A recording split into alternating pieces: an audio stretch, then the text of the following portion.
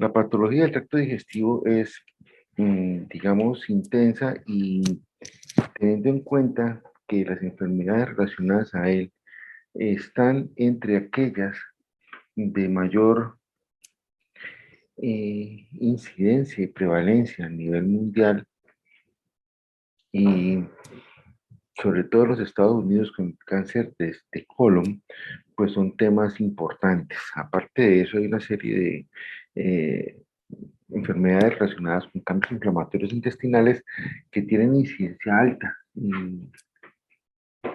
En los Estados Unidos, y ustedes probablemente van a encontrar muchas preguntas relacionadas a este sistema en sus exámenes. Por lo tanto, vamos a hacer mucho énfasis en esta parte. Muy bien, entonces, empecemos desde la parte más superior. Arranquemos con la cavidad oral. Y tengan en cuenta que dentro de la cavidad oral es más o menos común encontrar unas lesiones conocidas con el nombre de leucoplasia. Eh, no vayan a confundir leucoplasia con la llamada leucoplasia vellosa o hairy leucoplaquia en inglés. La hairy leucoplaquia, casi siempre cuando ustedes la vean en un examen, la van a encontrar asociada a una infección por HIV y va a ser relacionado con unas lesiones de color blanquecino en la región lingual. Esa es la leucoplasia vellosa. Pero la leucoplasia, la usual, la convencional, la que no está asociada al HIV, es la que ustedes más probablemente van a encontrar en el curso del examen. Son lesiones como esta. Y es muy probable que ustedes la pregunta se la acompañen de una imagen semejante a esta misma que ustedes están viendo acá. Lo más importante que uno debe saber es que una leucoplasia es una lesión de significado incierto que dentro de su contexto clínico puede contener lesiones de diversa índole, incluyendo posibilidad de que ahí se oculte a nivel epitelial una lesión displásica o una lesión maligna. Muchas veces las leucoplasias tienen origen inflamatorio. Entonces, dicho eso, ustedes deben interpretar cualquier leucoplasia en la cavidad oral como una lesión con potencial de ser con un potencial de un rango amplio de posibilidades diagnósticas que van desde lesiones inflamatorias, reparativas, metaplásicas, displásicas a neoplásicas. Y cuando la presencia de una leucoplasia se encuentre asociada a un antecedente, y casi siempre lo está, de consumo de cigarrillo, pues el riesgo es mucho más elevado de que el cuadro tienda a ser de origen neoplásico. Es muy importante eh, tener en cuenta las leucoplasias porque, para el examen, porque las leucoplasias son lesiones definitivamente de carácter preneoplásico. Y las lesiones preneoplásicas, como se trata de hacer medicina con enfoque profiláctico, pues son eh, tema favorito de un examen como el USMLE o de el MIR. Por lo tanto, van a encontrar seguramente alguna pregunta relacionada a eventos de tipo leucoplásico. Si una leucoplasia progresa, puede convertirse en un carcinoma epidermoide de la cavidad oral. También tengan en cuenta que puede haber carcinomas epidermoides de la cavidad oral sin necesidad de que haya una leucoplasia. Entonces, en el contexto de una pregunta relacionada a un carcinoma epidermoide de la cavidad oral, puede que ustedes les relaten que el paciente tiene antecedente de una lesión semejante a una leucoplasia. O puede que de una vez les nombren la presencia de una masa en la cavidad oral. En ese contexto, es importante que tengan en cuenta que las lesiones tumorales de la cavidad oral tienen una asociación muy cercana a dos factores. Uno es el hábito de fumar, ¿sí? Y teniendo, o siendo un poco más extensos y cuidadosos con la definición, podemos decir que más allá que el hábito de fumar, podemos definirlo como eh, el hábito del consumo de tabaco, porque resulta que para aquellos que empiezan a presentar el Step 1 en los Estados Unidos, sobre todo en los estados del sur, ¿sí? Que tienen gran importancia en el contexto de la nación, existe la conducta de consumir tabaco a manera de masticación, es decir, la gente mastica tabaco, pero no mastican la hoja de tabaco que la toman directamente de la planta, sino que mastican un tabaco procesado que se vende comercialmente y que además tiene una cantidad de elementos que enriquecen su textura y sabor, ¿sí? Y ese tabaco masticado también se asocia al desarrollo del carcinoma epidermoide, aparte de fumar. Entonces, ya saben, hay dos elementos asociados a eh, consumo de tabaco que pueden producir carcinoma epidermoide. El otro elemento o el otro antecedente que ustedes pueden observar en un carcinoma epidermoide que puede estar referido en el examen es eh, una posible infección con virus del papilomavirus humano, ¿sí? Con HPV, ¿sí?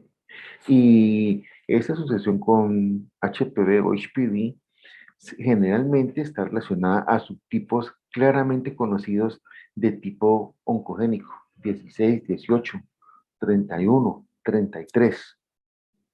Y ojo con eso, porque como hay posibilidad de infecciones con HPV en muchos sitios del cuerpo y asociación a desarrollo de displasias y cáncer en muchos sitios, por ejemplo, mucosa oral, también en mucosa del cervix, en la región rectal, pues suelen preguntar bastante de esto. Y para responder esas preguntas es bastante importante que uno tenga claro cuáles son los tipos de cepas oncogénicas y no oncogénicas. Las más comunes desde el punto de vista oncogénico son las 16, 18, 31 y 33. Existen otras que ya se les revisaron en su fase de estudio individual. Miren, si ustedes observan el contexto de esta neoplasia, de esta masa que es el carcinoma epidermoide, van a observar que aquí hay una pequeña placa blanca. Esto nos da indicios de que esta lesión se originó en una leucoplasia.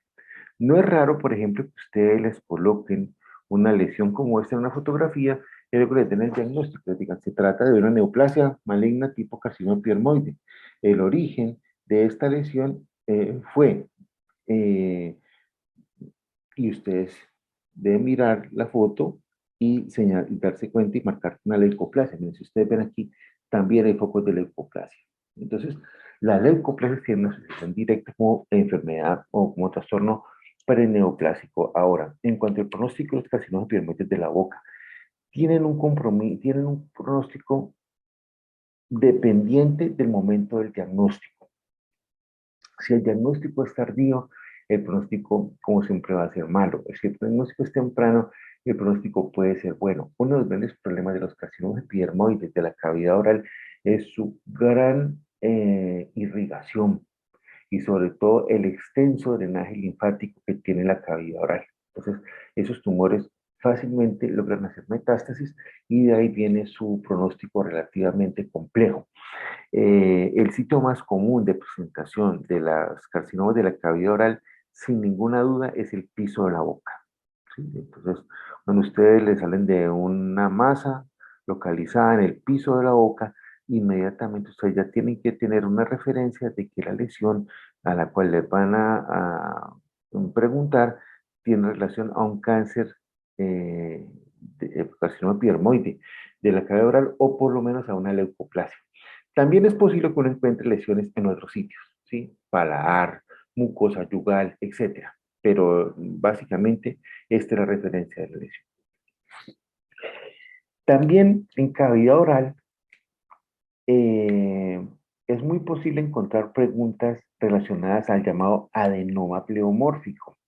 Y el adenoma pleomórfico es una neoplasia que tiene una particularidad muy grande, porque es benigna, pero produce una gran masa que produce destrucción local localizada en los pómulos. Básicamente, el adenoma pleomórfico es un tumor benigno que afecta la glándula parótida, aunque también puede afectar cualquier otra glándula salival. El sitio de predilección es la parótida, sí, pero puede aparecer en glándulas submandibulares, incluso glándulas salivales, aquí glándulas salivales menores pequeñas que están en cercanía a la región bucal. Estos adenomas pleomórficos son tumores benignos, como les dije hace un momento, y tienen una característica, y la característica está claramente expresada en su nombre, pleovarias morfoformas. Es un tumor benigno que tiene varias formas. Más que varias formas, tiene diferentes componentes. Entonces, ustedes van a poder encontrar dentro de un adenoma pleomórfico la mezcla de componentes de origen epitelial y de origen mesenquimal. Es decir, usted va a encontrar atrapado dentro del examen epitelio escamoso, estructuras ductoglandulares y elementos mesenquimales como músculo, cartílago y además pueden encontrar incluso estructuras óseas. Entonces, los adenomas pleomórficos son tumores grandes y la masa suele ser una masa de varios centímetros, en promedio miden 4 o 5 centímetros, que además, pues como les decía, se acompañan en su interior, histológicamente se pueden observar todas esas lesiones. Si ustedes les describen, por ejemplo, un paciente de edad media o edad, adulto mayor, con una masa localizada en el pómulo, lo primero que ustedes deben pensar es un adenoma pleomórfico. Y si ustedes les describen en la pregunta o les colocan una imagen en la cual ustedes alcanzan a reconocer estructuras de tipo cartilaginoso, no lo duden, la pregunta está relacionada hacia un adenoma pleomórfico. Los adenomas pleomórficos tienen una particularidad. A pesar de ser tumores benignos, en algunas ocasiones tienen la posibilidad de sobrellevar transformación maligna. Entonces, cuando un adenoma pleomórfico se maligniza, se empieza a llamar carcinoma exadenoma pleomórfico. Repito, carcinoma exadenoma pleomórfico. Y ese es el nombre que se le puede dar a esa lesión. Entonces, ustedes pueden darle la descripción de una lesión tipo adenoma pleomórfico y que ahora sobrelleva una metástasis. Entonces, en ese caso, la respuesta sería un carcinoma exadenoma pleomórfico. Es bastante frecuente esta lesión.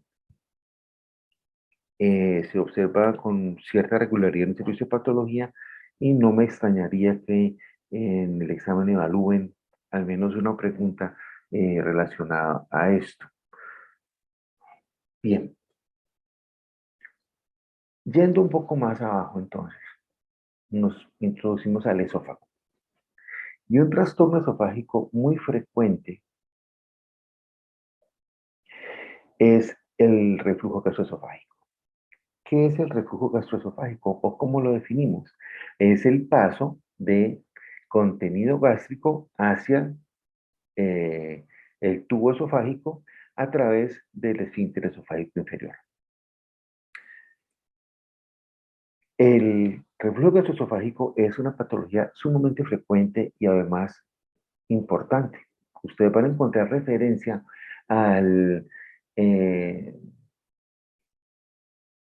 reflujo gastroesofágico en inglés por un acrónimo, es GERD, G-E-R-D, G-E-R-D, Gastroesophageal Reflux Disease. La enfermedad por reflujo gastroesofágico consiste, como ya les dije, en el paso de contenido gástrico a través del esfínter, desde el estómago, puntualmente desde la región cardial hacia la región esofágica. El, el paso de contenido gástrico con su pH ácido extremo hacia el esófago se convierte en un factor de trauma sumamente importante, que puede llegar a producir cambios reparativos, metaplásicos e incluso neoplásicos. Entonces, es fundamental que ustedes tengan un claro conocimiento de la enfermedad del reflujo gastroesofágico para su examen y amplíen los conceptos que estamos realizando aquí durante su fase de estudio individual. Ahora, desde el punto de vista de preguntas, ustedes pueden encontrar en referencia al reflujo gastroesofágico que les están evaluando acerca de una esofagitis eosinofílica. Y un hallazgo característico del reflujo es que en el interior del epitelio esofágico, en el tercio inferior, aparecen eosinófilos. Y cuantos más eosinófilos aparezcan, más probable es que haya consecuencias de un reflujo gastroesofágico. Entonces, ustedes pueden encontrar la pregunta de dos maneras. ¿Sí? Les pueden poner una información en la cual se relata un resultado de una biopsia en la cual se observan numerosos eosinófilos intraepiteliales y la significancia de esos eosinófilos intraepiteliales a nivel de la mucosa esofágica. Si ustedes encuentran eso, probablemente les están hablando de una esofagitis por reflujo. ¿Sí? O les pueden colocar una foto. ¿Sí? Y si ustedes en la foto observan un paciente que les relatan una lesión a nivel del esófago y ustedes localícense de que puede tratarse de un trastorno de este tipo. Y si en la imagen ustedes observan la presencia de eosinófilos, si ustedes no recuerdan la histología y no saben cómo se ve un eosinófilo, pues simplemente tengan una referencia sencilla, una referencia mnemotécnica.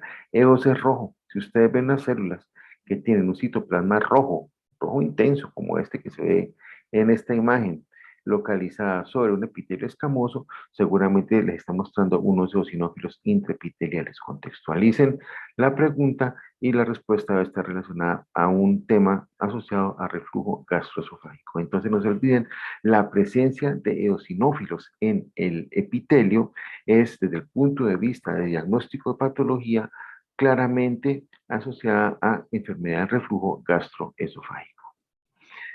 El reflujo gastroesofágico tiene muchísima importancia en un examen como el USMLE porque su presencia se asocia al desarrollo del llamado esófago de Barrett. Y el esófago de Barrett siempre ha sido un sujeto clásico del STEP 1. ¿Sí? Es muy raro que no haya aparecido en un solo examen de STEP 1 preguntas relacionadas al esófago de Barrett. Usualmente salen varias. Y la forma de preguntar puede ser muy variada, desde una imagen endoscópica a una imagen histológica o a una descripción clínica en una pregunta constituida puramente por texto.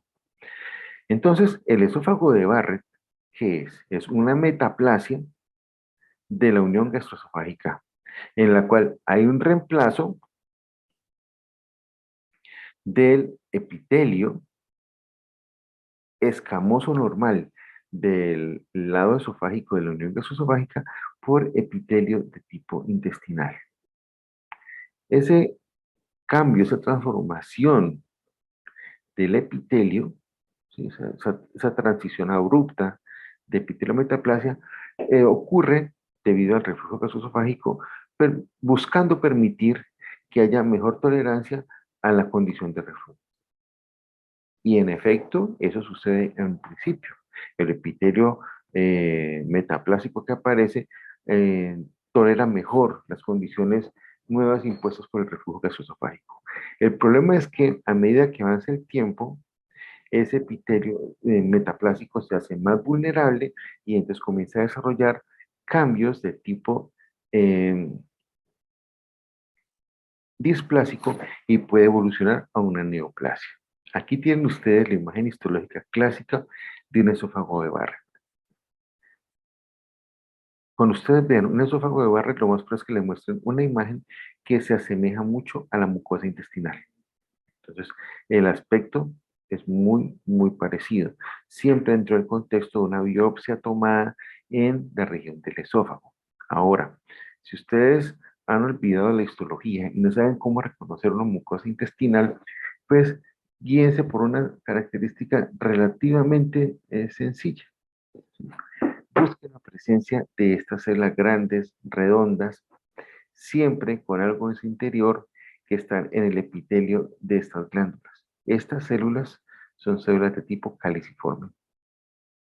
Entonces, la presencia de esas células caliciformes claramente nos indica la posibilidad de que aquí hay un fenómeno de tipo metaplásico. Entonces, la presencia de células caliciformes, también llamadas goblet cells, ¿sí? Nos habla de un esófago de Barrett. Muy bien.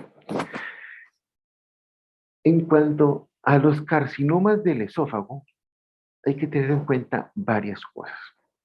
La primera de ellas es que los carcinomas de esófago pueden ser de dos tipos y el tipo depende de la localización de la lesión. Si la lesión se localiza en el tercio medio del esófago o en la porción alta del esófago, es decir, en los dos tercios superiores, la lesión neoplásica esofágica va a ser un carcinoma escamoso. Mientras que si la lesión se localiza en el tercio inferior, la lesión va a ser de tipo adenocarcinoma. Repito, si la lesión se localiza en el tercio superior o en el tercio medio, la lesión siempre va a ser un carcinoma de esófago. Si la lesión se localiza en el tercio inferior, en la unión gastroesofágica, la lesión va a ser de tipo adenocarcinomatosa. ¿Por qué eso? Bueno, la explicación es relativamente sencilla. El esófago está revestido por epitelio escamoso certificado, ¿sí? O plano certificado. Y en ese tipo de epitelio, la neoplasia que suele originarse son neoplasias de tipo epitelial, carcinomas, mientras que en la unión gastroesofágica hay más componente glandular y generalmente hay asociación directa a algo que hay más momento, al esófago de Barrett. Entonces, ante la presencia de glándulas en esta región, lo que se forma como una neoplasia es un adenocarcinoma. Entonces, tengan en cuenta esa gran particularidad.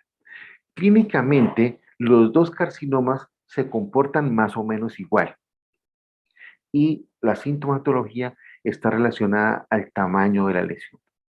La lesión también puede tener dos formas de presentarse.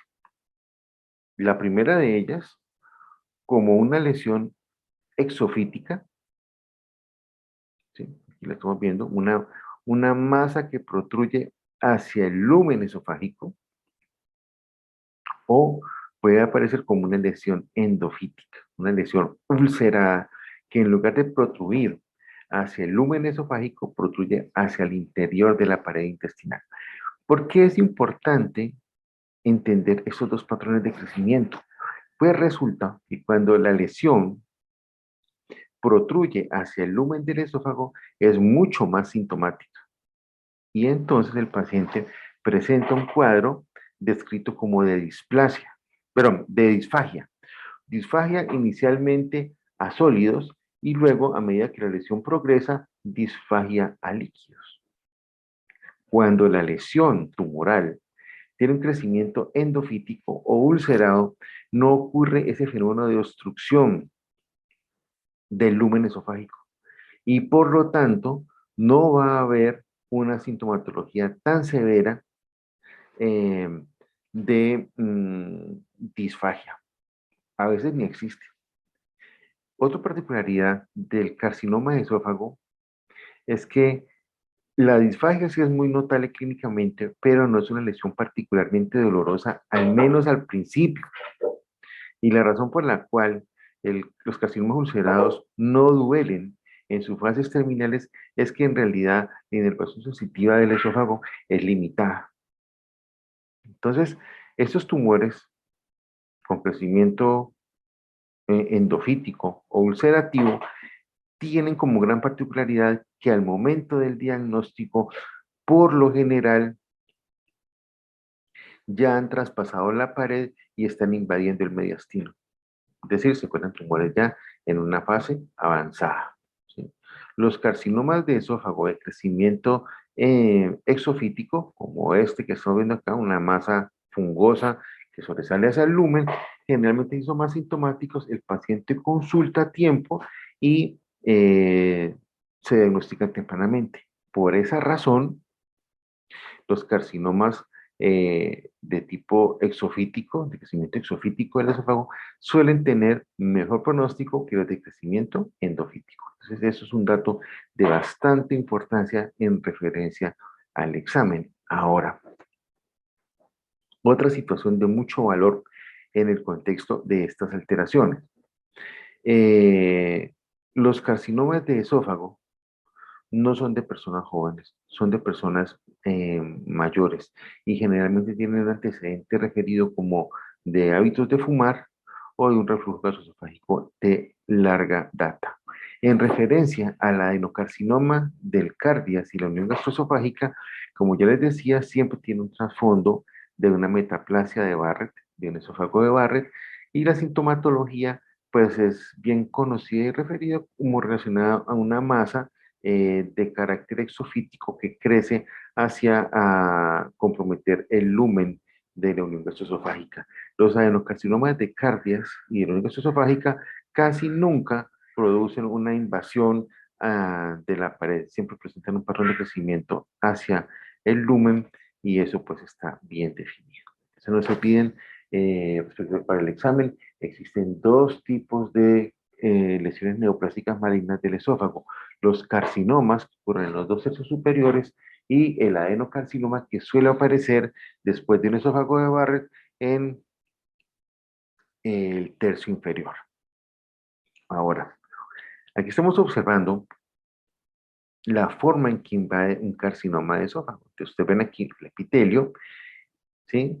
Aquí continúa el epitelio y aquí vemos un foco de tumor que comienza directamente a invadir después de haber roto la membrana basal. Y vemos cómo el tumor se dirige hacia abajo en un patrón de tipo claramente infiltrativo. ¿Qué hay que tener en cuenta como factor pronóstico importante para el cáncer de esófago? Pues bien, el factor pronóstico, tanto para el esófago como para todos los órganos del tracto digestivo, es la profundidad de invasión. Y realmente uno considera que una neoplasia de esófago tiene más o menos buen pronóstico hasta que, o una, más que esofágica, una neoplasia del tracto digestivo en general, en toda su extensión, tiene más o menos buen pronóstico hasta que ella hace contacto con fibras de la muscularis propia.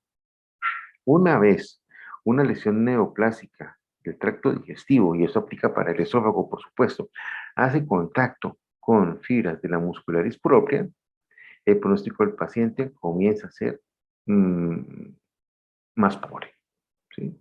Aquí vemos muscaris propia, tumor haciendo contacto con él, aquí hay otro foco tumoral haciendo contacto con esas fibras musculares y aquí hay otro.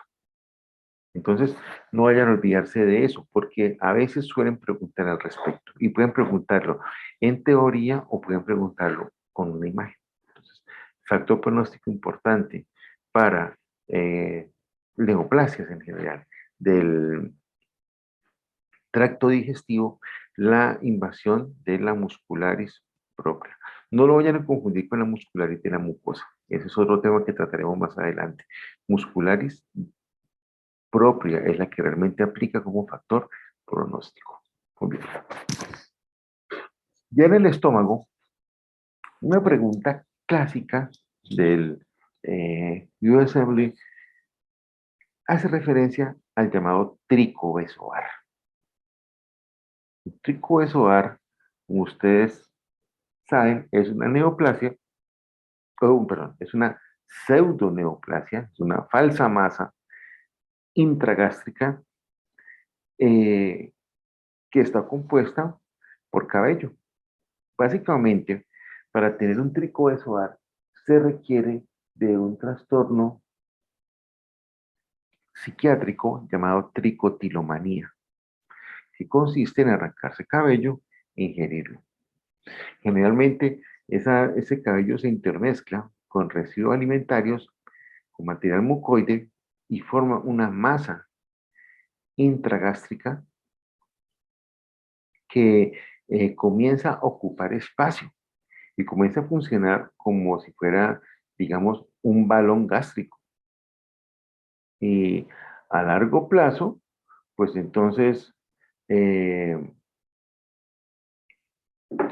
termina llevando a la persona a una pérdida de peso marcada o incluso a una desnutrición. El tricobeso ovar es una lesión que puede ser tan grande que puede ocupar todo el espacio de la cámara gástrica y es pregunta frecuente del Step 1. Y en el Step 1 ustedes van a encontrar que el tricobeso lo pueden preguntar de dos maneras.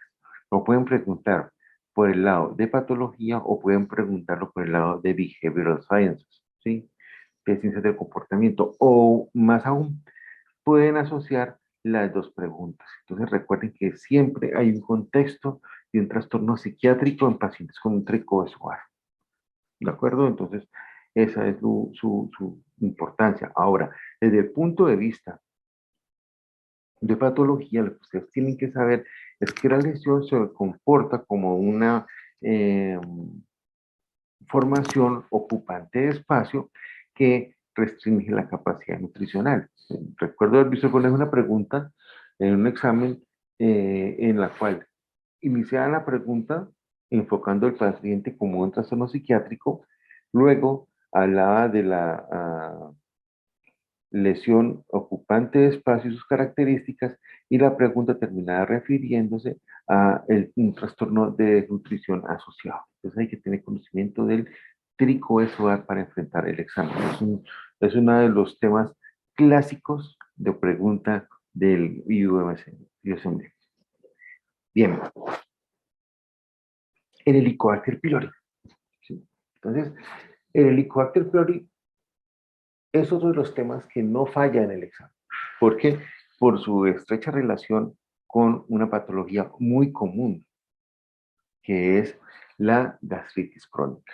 ¿Sí? Y de ahí en adelante toda la cadena de eventos que suceden de manera subsecuente y que pueden terminar en una neoplasia maligna. No es correcto decir que el Helicobacter pylori y su infección, sea masiva o no, produce cáncer gástrico, pero los eventos que se desarrollan por su presencia sí tienen una asociación al desarrollo de esta lesión. El Helicobacter pylori, entonces, básicamente es un bacilo que se ubica en el interior de las glándulas, sobre todo aquellas glándulas con abundante producción y contenido mucoide, y su presencia ocasiona una serie de fenómenos inflamatorios y reparativos con activación química y mayor producción de ácido gástrico. Y eso es lo que produce toda la sintomatología asociada a la presencia del Helicobacter pylori. Recuerden, el Helicobacter pylori es una bacteria que se transmite por vía fecal oral y que se encuentra básicamente en la tierra, sobre todo en tierras con alto contenido eh, de material azufrado, ¿sí? De azufre, nitrosaminas. En los Estados Unidos no, para los que van a hacer el examen del Step 1 o si alguien tiene interés en hacer el examen del MIT, probablemente deben saber que no hay muchos contenidos, no hay muchas áreas volcánicas en esos países, a excepción pues de mm, alguna porción de unas islas en España, pero en Estados Unidos en general no es una región muy volcánica que digamos, pero ambos países sí reciben flujo migratorio importante de países donde hay un contenido volcánico alto y en el cual la población que migra sí porta Helicobacter pylori. Hace unos 20 o 30 años, la incidencia de Helicobacter pylori en la población norteamericana, por ejemplo, no era tan alta como lo es ahora. Y los flujos migratorios han introducido la bacteria y esto ha llevado a que haya cada vez mayor infestación dentro de la población. Entonces ustedes esperen sin ninguna duda más preguntas relacionadas al Helicobacter pylori en los próximos años de examen. Ahora, cuando ya hablamos de gastritis, pues todos sabemos el tipo de evento inflamatorio que es una gastritis aguda y que su presencia está relacionada a la acción de los neutrófilos.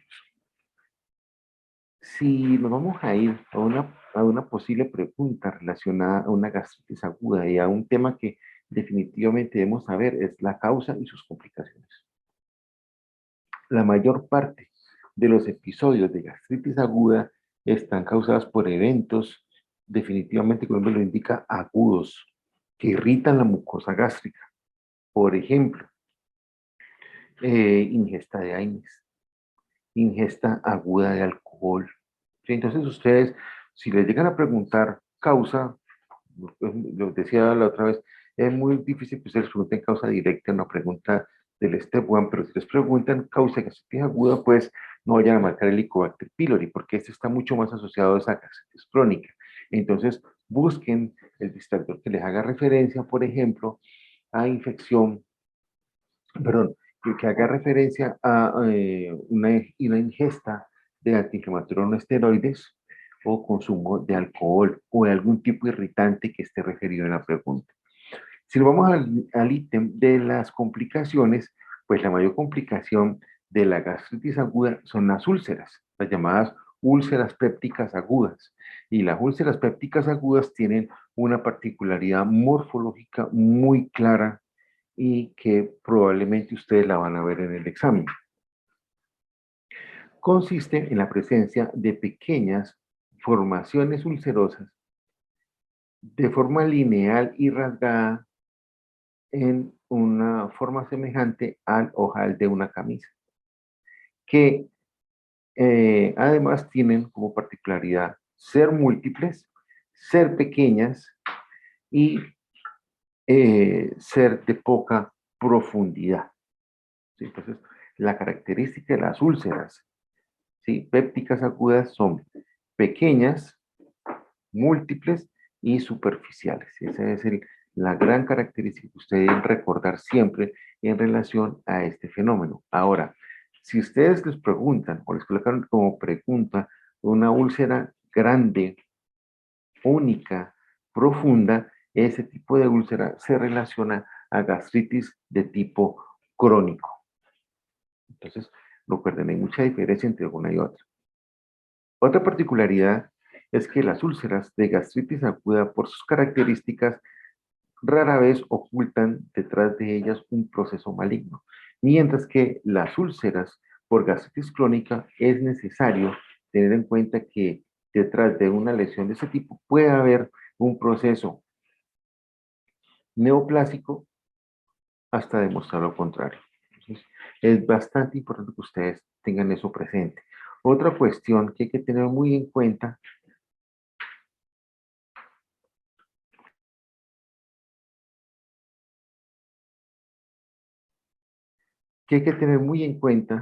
es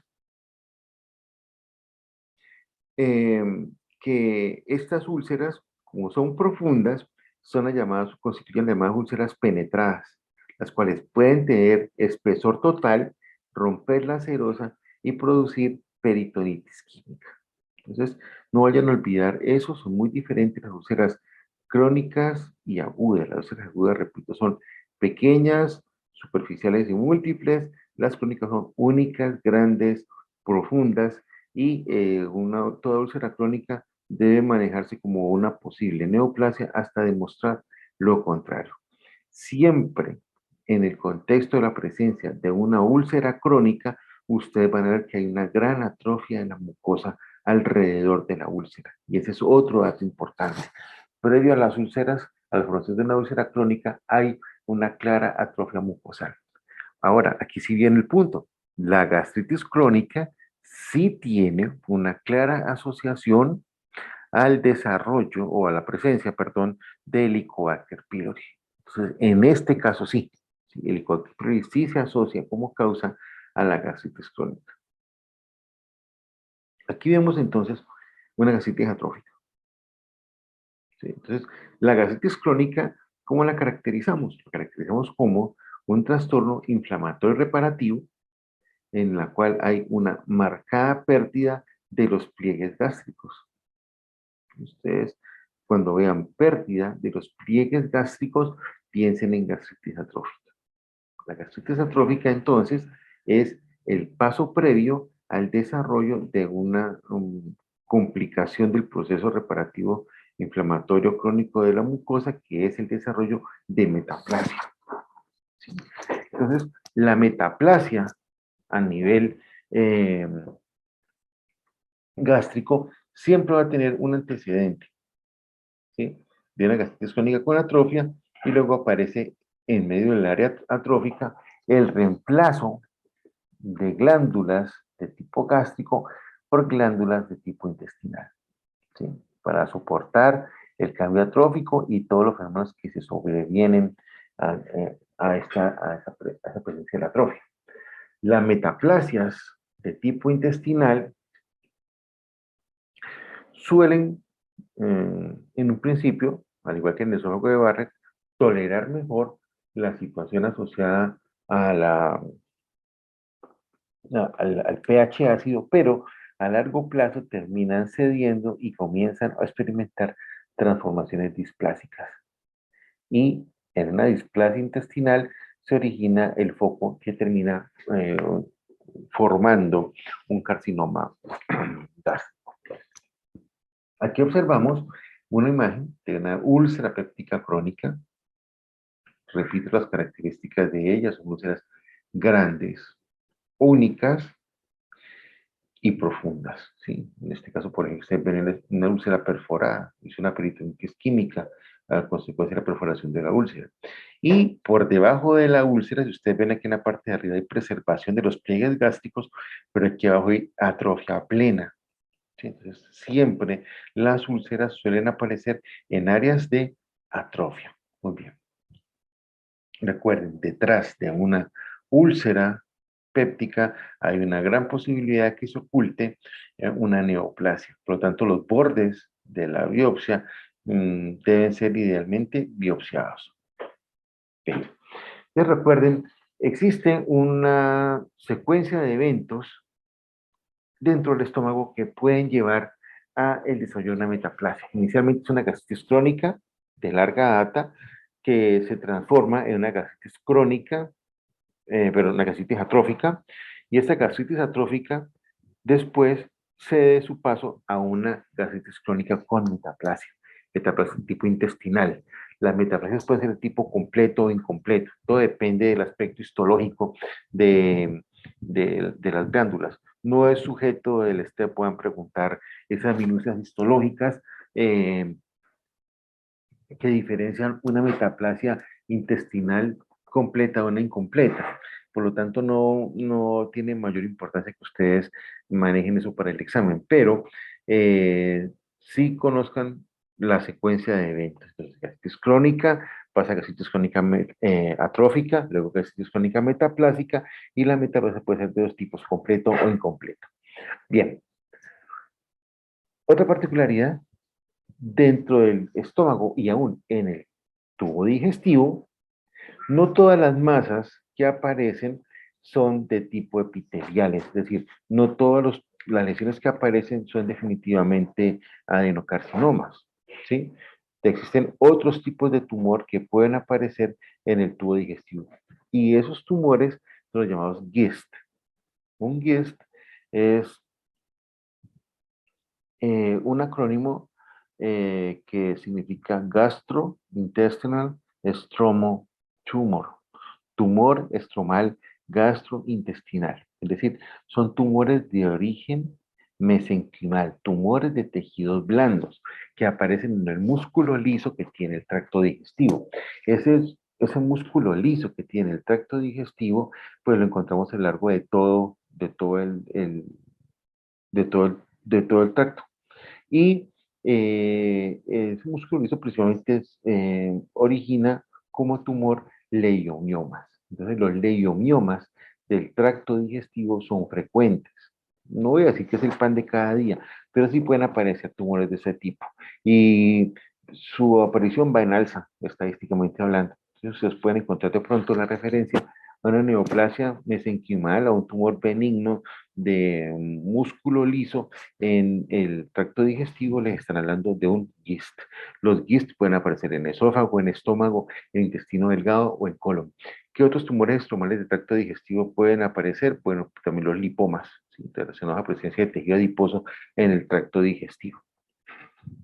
Aquí vemos entonces la imagen que corresponde a un GIST gástrico. Entonces vemos células típicas de músculo liso, alargadas, ¿sí? Dispuestas en un patrón desorganizado, ¿sí? Esto pues no es evidente atipia, esto es un GIST benigno, un leiomioma benigno del estómago en este caso puntual. En cuanto a cáncer y masas de estómago, sí, definitivamente, la causa número uno de eh, masas intragástricas es el cáncer, son los carcinomas, ¿sí? Entonces, los carcinomas de estómago aparecen después de un contexto clínico prolongado y generalmente aparecen en personas de edad mayor. Ahora, tengan en cuenta una situación. Existen dos tipos de cáncer de estómago y ambos son frecuentemente evaluados en el STEP 1. Uno es el llamado carcinoma de tipo difuso. El otro es el llamado carcinoma de tipo intestinal.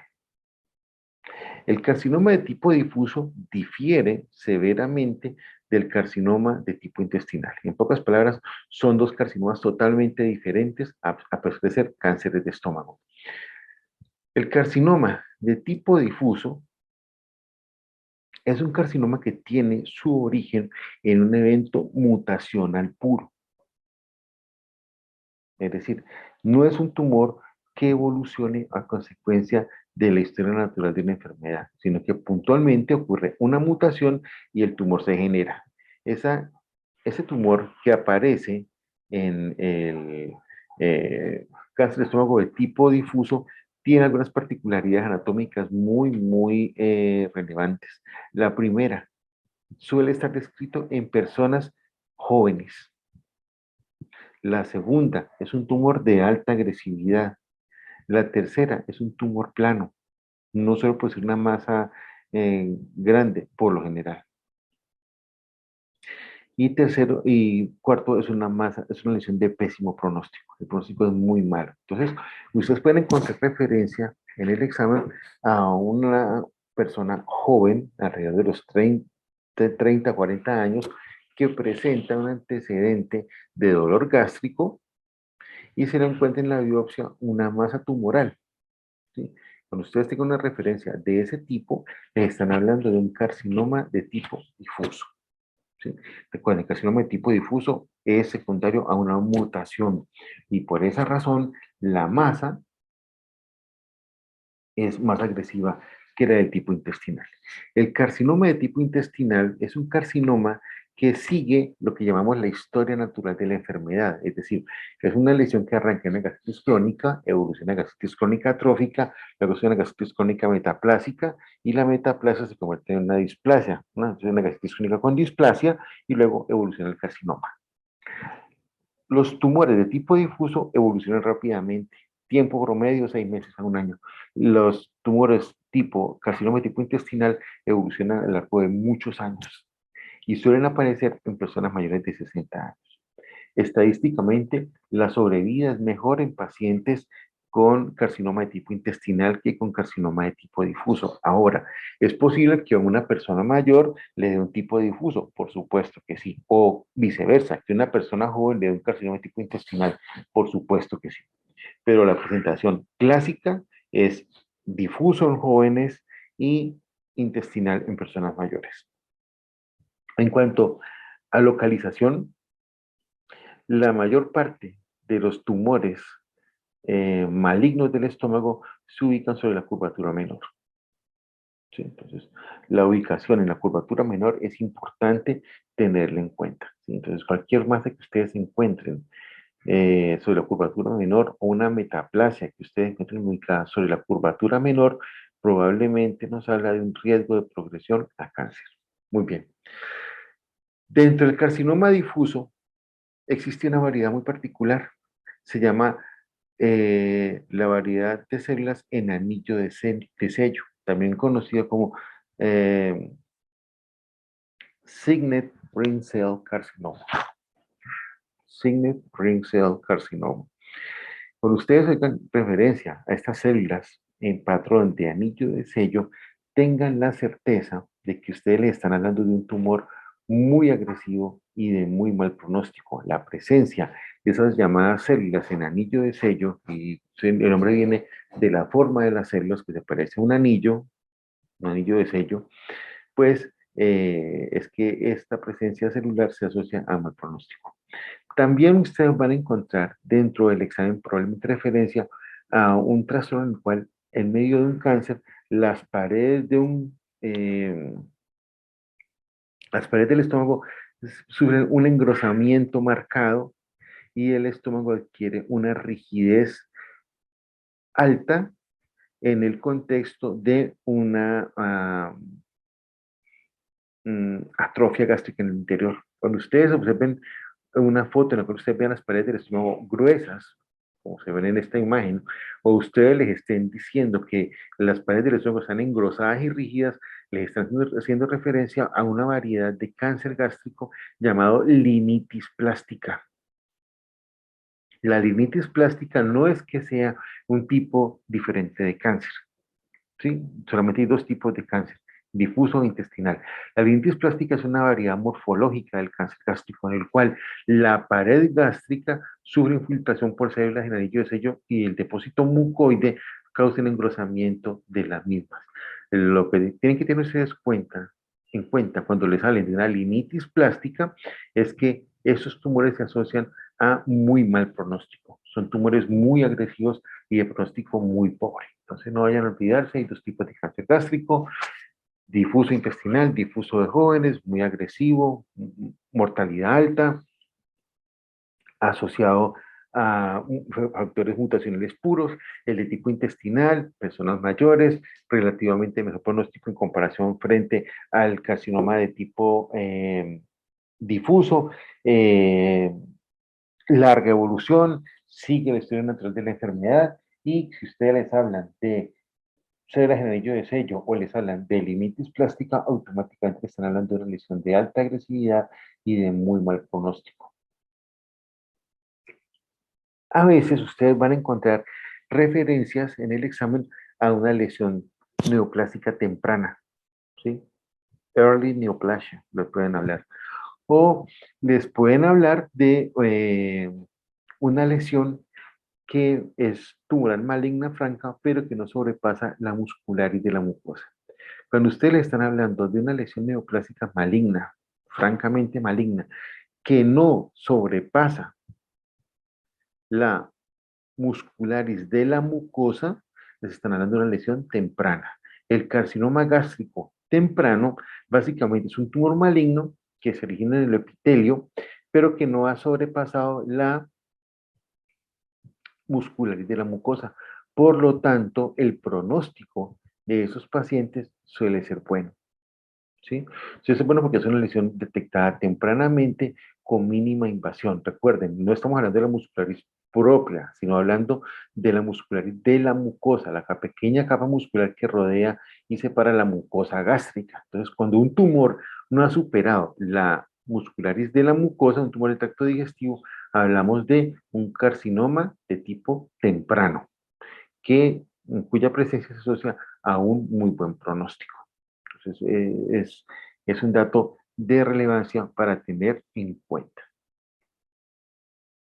Aquí vemos la linitis plástica. Recuerden, las paredes del estómago van a ser referidas como engrosadas, thickened, ¿sí? O rígidas, ¿sí? Entonces, engrosadas y rígidas. Esa es la gran asociación a una linitis plástica. Y el significado clínico básico de esto es que hay un muy mal pronóstico asociado a esto. Recuerden, cuando hay un estómago con linitis plástica, siempre van a encontrar una notable atrofia de los componentes de la mucosa.